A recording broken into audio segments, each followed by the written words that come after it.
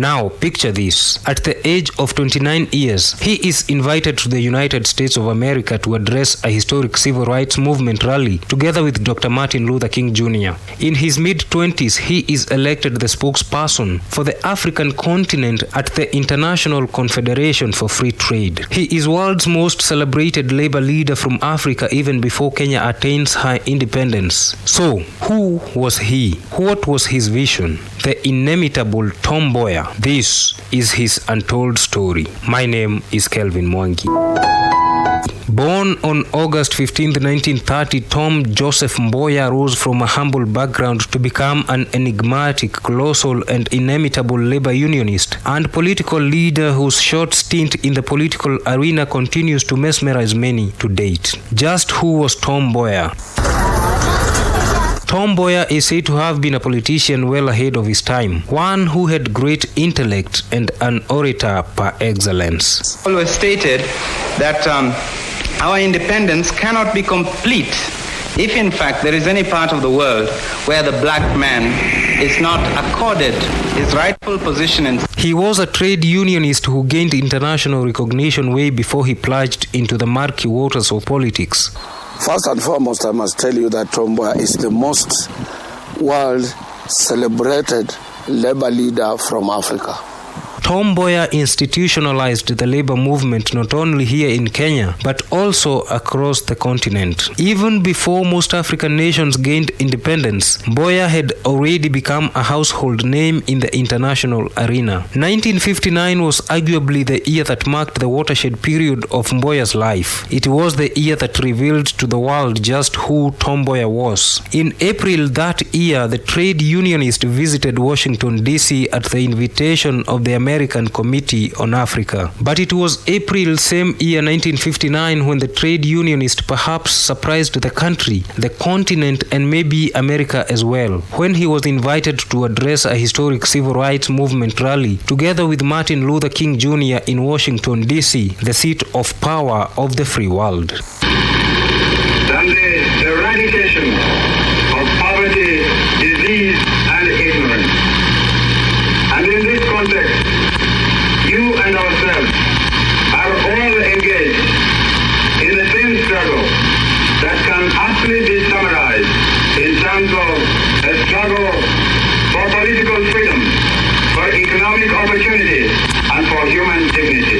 Mboya had the interests of Africans at heart. However, as fate would have it, Mboya was murdered in cold blood on a cold Saturday of July 5th, 1969. He was assassinated on Government Road, now named Moi Avenue, in broad daylight as he was leaving a pharmacy. His fatal shooting threw the country into a panic mode. Medics at the Nairobi hospital raced against time to try and save his life, efforts that were all in vain. The veteran trade unionist come politician succumbed. Trade unionist Shem Oluoch was a personal friend to the late Mboya. In his speech and in his mind, he wanted complete freedom for the black man.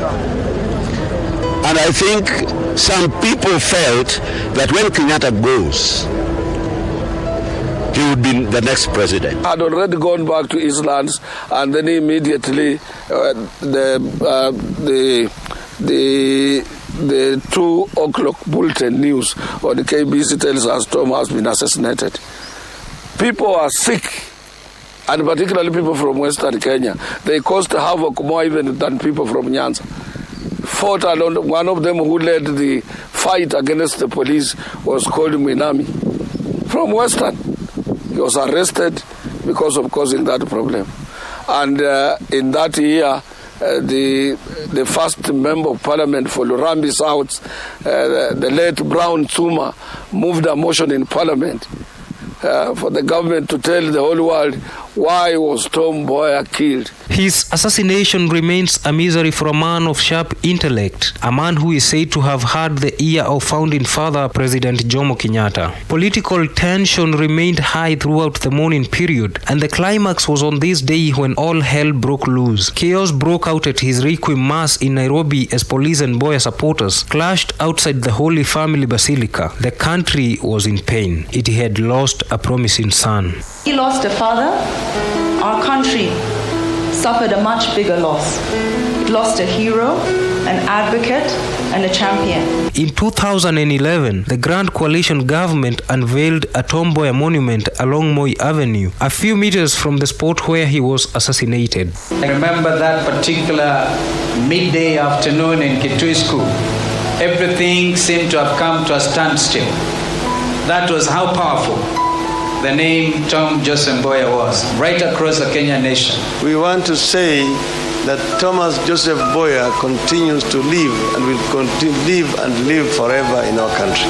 It appreciates the need to honor Kenyans who have served our country with dedication. All said and done, the life and times of Tom Mboya is no doubt a legacy that has stood the test of time, and Kenya continues to celebrate a hero whose life was abruptly cut short at the age of 39. Mboya's remains continue to lay in a mausoleum located in Rusinga Island.